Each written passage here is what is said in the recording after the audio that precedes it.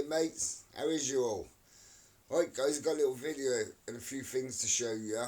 I phoned in on the Syncretism Society last night with David and Logan. They were talking about flat or not, so I thought I'd ring it. I didn't think I'd get through. They caught me off guard when we did, but I got through. I thought I'd drop the moon in on there because the Flat Society, they think that everything is still. You know, the Earth is still stationary and it's not spinning like a dynamo or nothing like that. And the stars and the moon do their thing, and the sun, and everything's dandy and fine. So I'm going to play this, guys, and show you a few things and show you what Logan says. Logan has his opinion, and so does David.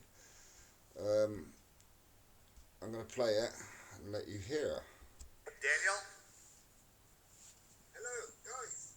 Hey, Daniel. Oh, yeah. I just want to say, love the show. Brilliant. Calling from the UK?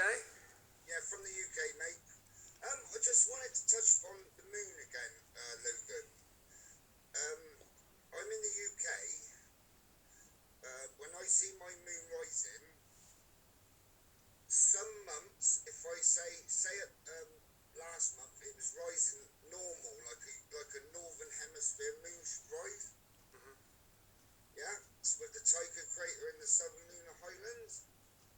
Right, from the time it rises over the ecliptic, 3 hours later, my moon has rolled round about 30 degrees with the shadow. Right, as you go throughout the night, every few hours, keep watching the moon, and it'll roll right the way round 180 degrees from rise to set with the terminator line. We call that wagon wheeling. Yeah, but the moon, if you look at your moon phases, your moon should wax and wane. It should never. You should have a libration of something like 6.7 degrees a month. You shouldn't see your moon roll. The whole moon rolls. Are you saying the moon is doing cartwheels? Not only that, 3 months later, you'll see the moon rise like I'm on the equator. What I mean by that, guys, is I've noticed every 3 months you rise normal, like a northern hemisphere moon should, and 3 months later I've noticed it arise with the Tycho crater up in the east, tilted right over as if I would be over on the equator viewing my moon, but I am in the UK still in the same position. So that's what I mean by that. Alright, moon phases. I'm going to show you some moon phases now, guys. Right, this is the revolutions of the Earth, yeah, while the moon goes round, because it's tidally locked, yeah, it's got a prominent face, it always keeps the same face, it's tidally locked with Earth, so you always see the same face, and this is northern hemisphere, that's what I see, not all the time, because it's not doing what it should be, but this is what I should see, rise to set. As, when I was younger, I used to haymaking, and we used to work all through the night, when I was really young, actually, and I used to remember not seeing the moon. Used to always look the same all night when I used to look at it. It never used to like coming up. It'd be one angle, then a few hours later, it'd be at another angle. Anyway, this is the moon phases, guys. Watch the revolutions, because I'm gonna try and stop it after like one go round the Earth. So that'd be 24 hours, okay? And then you'll see. This is a whole month. This video. Ready? That's probably about one. See, you've gained a bit more shadow, and that'll happen every time the moon rises again. You'll see a bit more shadow, bit more shadow, bit more shadow, bit more shadow, bit more shadow, bit more shadow. This is going over the month, mind, guys. This is probably what, my 6-7 days in now. Look, yeah. Notice the Tycho crater's still there. You've got a bit of a wobble, but this is over a month. Yeah. So you'll be seeing a difference in the moon every time it rises. You'd have a different bit of the shadow. Yeah, until it goes dark. It waxes and wane, right? But your moon will come up like that and go down like that in the UK. It would, because I'm in the northern hemisphere. Right, there's your moon phases, guys. Right. Well, so I just wanted to know what you guys thought of that, because I know Logan looks. That's what David says. I'll give you my opinion. Go ahead, David. You can start. So the moon, just like the sun migrates in between the Tropic of Cancer and Capricorn every 6 months. Well, the moon does it every 2 weeks. It goes out and back every 2 weeks. So depending on where you are, the amount of wagon wheeling is different. On a globe, somebody at, like, say 40 degrees north and 40 degrees south should see the same amount of wagon wheeling. But we're doing some research right now.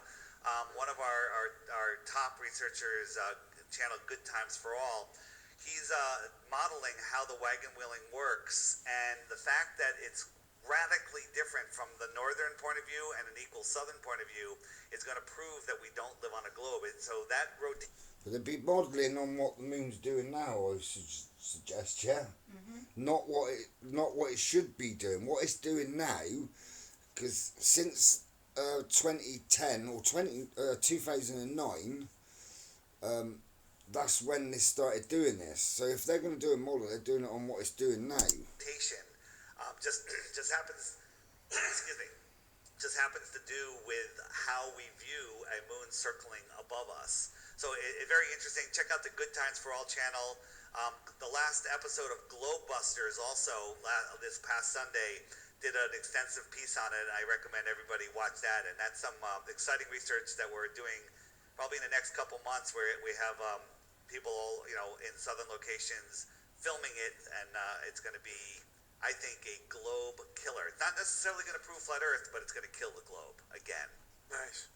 Well, I mean, my take is on it is that there's some other kind of planetary bodies that are headed towards Earth, and that's causing a disturbance in the magnetosphere, and therefore that is why a lot of people are taking images of the moon, and it looks like the moon is doing cartwheels. It's actually spinning, and I think the reason why that is because there's a magnetic push against the Earth and the moon, and it's causing it to move in a circular fashion, which is why you're having these photographs of people taking pictures of the moon doing these cartwheels. And we were talking about the poles. I personally think that you're going to have a pole shift, and I think the poles are now moving. And once you have these, imagine you have like the return of Ra or the Hopi prophecy. I'm just going to use this apple as the example, but this new sun may be moving in, and as the new sun moves in, the old sun's going to burn out, and this new sun is so big that it's pushing against the Earth, and it's making the poles, and they're going to snap, and they're going to flip.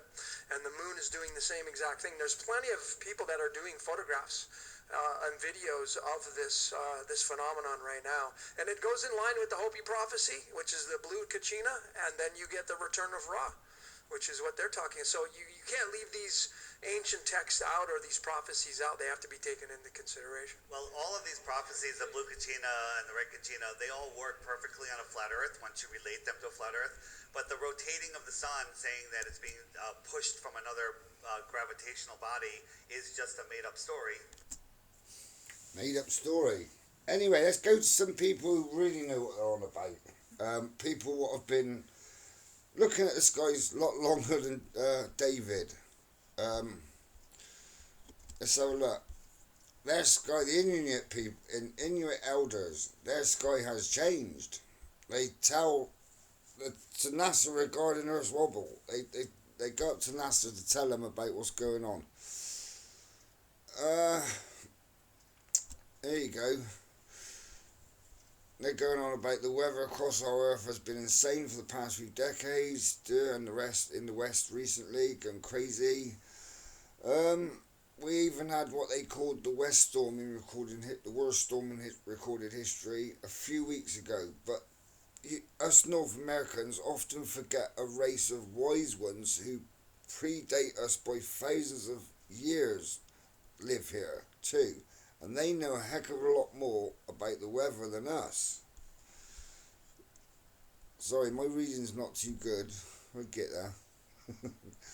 But the Inuit people, they really do know their skies because they've had to navigate and they hunt in that.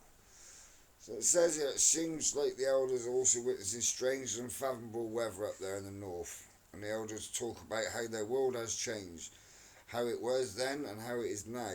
It is a worrying picture, a picture of melting glaciers and thinning of disappearing sea ice, seals and all that are getting burnt and sores, Scientists maintain man-made population is contributing to climate change. The elders are convinced something much more bigger is going on. Astonishingly, what the elders are saying is global warming is not the whole story. Right? So they, these people, these Inuits, they know what they're on about. Right? They're seeing the stars and the moon and the sun and all out of whack. So they're saying the earth's wobbling. Alright guys, so let's listen to a bit more about what David says. That's my opinion. And we can actually show exactly why a rotating sun does wagon wheel and why it wagon wheels differently at the same time from different locations. No, but I think he's talking about the moon. See, the moon, the phenomenon right now of the moon is that it's actually, I'm just going to use the apple, it's people are observing it as it comes up. It's actually going like this. Yeah. And if you shined a torch on that apple, yeah, say I'm shining a torchlight on that apple and you're seeing a shadow. He's twisting that apple. Where would the shadow stay? It'd stay in the same position, wouldn't it? It won't twist with it. But the whole shadow's moving with the moon. Yeah, during the course of the night. Yeah, it's not supposed to do that. Well, no, it is actually supposed to do that. It is supposed to do that, David says. Hello, Inuit people. That it always has done that. The sun does it also, and it's just the way we see it. If you're standing inside of the circle of the moon, it wagon wheels a certain amount, and if you're standing outside of it, it wagon wheels. Thought the moon came up in the east, went down in the west, and in the south, the southern lunar southern hemisphere and the northern hemisphere have different moons because one's upside down and one's not because you've gone round the globe or whatever, the egg. Much less, and that makes no sense on a spherical Earth. Again, I encourage you have to really see the video and the demonstration. They actually modeled it, and the exact same thing that we're seeing happens in the model. Right, so they're going to model this video and this moon and the sun doing the figure of 8 on what's happening now. Well, if you go back, this moon shouldn't be doing what it's doing now. You can find any link, anything, go online and you try and find a link where it tells you that your northern hemisphere moon rises like it's waxing, and by the time it's set, it's confused. It looks like it's waning. See, you have got a confounded moon. You try and find a link anywhere, you won't. You know. So they're going to do a model on what's happening now, and then try and match it to their flat society thing. But yeah, but how can it be stationary if we're seeing this in the Inuit people? That's why I'm a bit skeptical, mate. There'll be some videos, and they'll be featured on the app when they're finished, and you'll see that that's a perfect explanation of exactly what we see. Right? Yeah, those are good questions. I don't know. I just think there's the sun. It's very possible. I think the sun's going to go out. It's on a timer. And there was a caller that called in on my show one time. She had postulated the idea that the moon was once a sun and it burned out, and now you're seeing, what you have here, and that is possible. I mean, we can't take that out of the equation. It's possible also that the moon got driven here by 2 brothers. So the Zulu warriors say. And I think it's in the cuneiform as well, isn't it? Yeah, the Lost Book of Enki. I'm sure it mentioned about the moon. It's not part of Earth, and if you look at the hieroglyph, I'll show you it. The hieroglyph. Let's go back to the glyph. Oh, look, these are all great pictures that have been. I think as Eric's sorted all these out of the solar system here.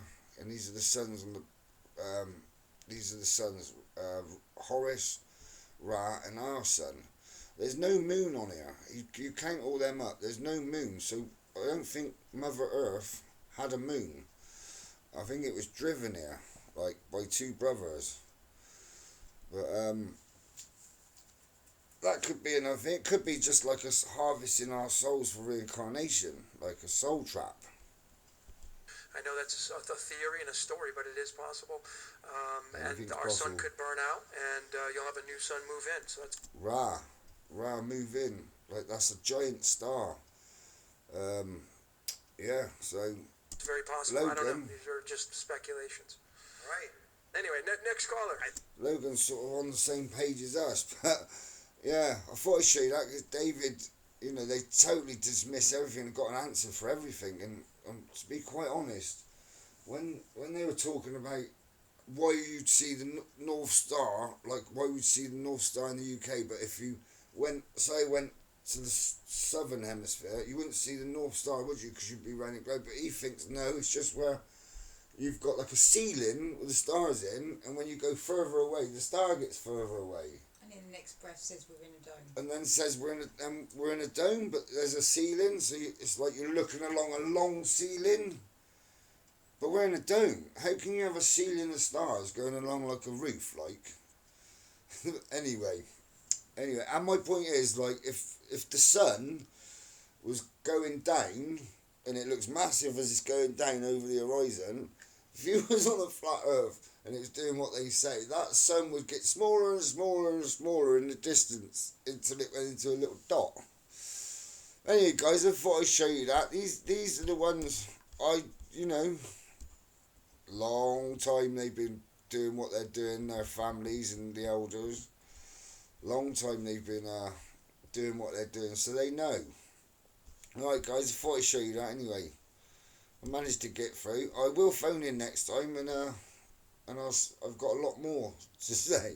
Yeah, definitely. Yeah, a lot more to say on. I wouldn't mind asking Santos about, you know, why the sun's rising and the constellations are out, and the North Star and the Dipper is out of whack, is out of season. So the North Star, you look at the North Star, it's wobbling around the sky. 1 minute it's up where it should be, but it's dim because it's not like as bright as it used to be. And then you look again and it's right over to the east. So our sky is rolling. Everything on the ecliptic is rolling. But David here thinks it's just a story we're all making up. You know, and everything, you can't believe anything NASA say. And this is a NASA ISWA ghost charts. I mean, guys, look at the volcanoes, earthquakes. They're all waking up. The volcanoes are all waking up. We had another big 6.2 in Tonga. Was it yesterday or today? No, today we had another 6. I know. I haven't got the quake map on here, but I've got it on my phone. We've had another 6 today. You're getting them nearly every other day. You're getting 5s every day, lots of them. But yeah, and this says it in this data. You know, closed field lines, heat induction. Anyway, guys, I thought I'd show you that. I like synchronicities, so great stuff. I know they're all flat earthers, but Logan Ent, Logan Ent, but you'll learn a lot from these guys. Very good channel. Anyway, guys, I thought I'd show you that, yeah? One love, yeah? Keep the full armour on. One love, guys.